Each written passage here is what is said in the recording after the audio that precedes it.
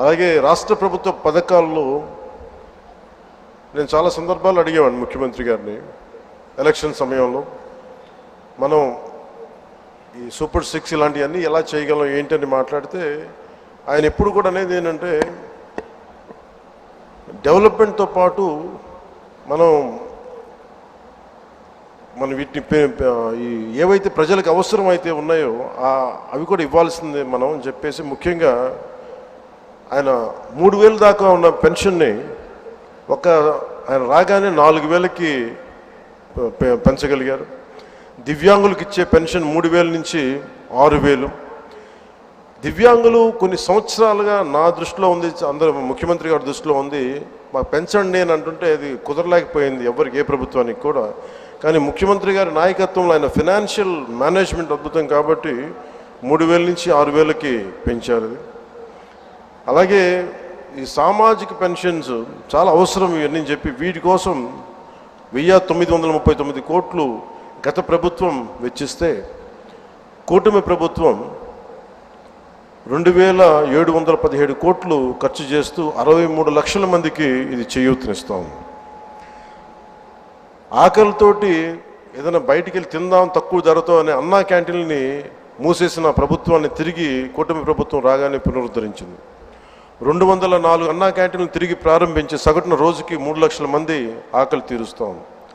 అలాగే దీపం పథకం ద్వారా తొలి విడతలో 1.15 కోట్ల గ్యాస్ సిలిండర్ని ఉచితంగా అందించారు. ఈ పథకం కోసం కూటమి ప్రభుత్వం 5 ఏళ్లలో 13,423 కోట్ల మొత్తాన్ని ఖర్చు చేయటం.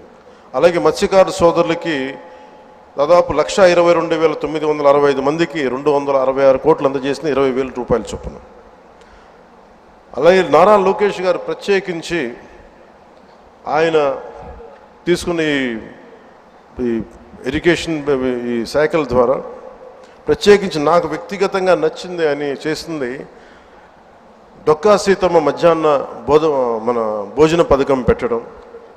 ఎంతసేపు ప్రభుత్వ పథకాలకి గత ప్రభుత్వంలో ఆయన పేర్లు పెట్టుకోవడం, వారి పేర్లు పెట్టుకోవడం కంటే కాకుండా ఎవరైతే సమాజానికి ప్రేరణగా ఉన్నారో అలాంటి వారి పేర్లు పెట్టడం మనస్ఫూర్తిగా సర్వేపల్లి రాధాకృష్ణన్ గారి మన స్కూల్ కిట్స్ అందించడం, ఇలాంటి చాలా రెవల్యూషన్ నిర్ణయాలు తీసుకున్న నారా లోకేష్ గారికి నా ప్రత్యేకంగా నా ధన్యవాదాలు తెలియజేస్తాను. ఇట్స్ క్వైట్ ఇన్స్పైరింగ్ అనిపించింది.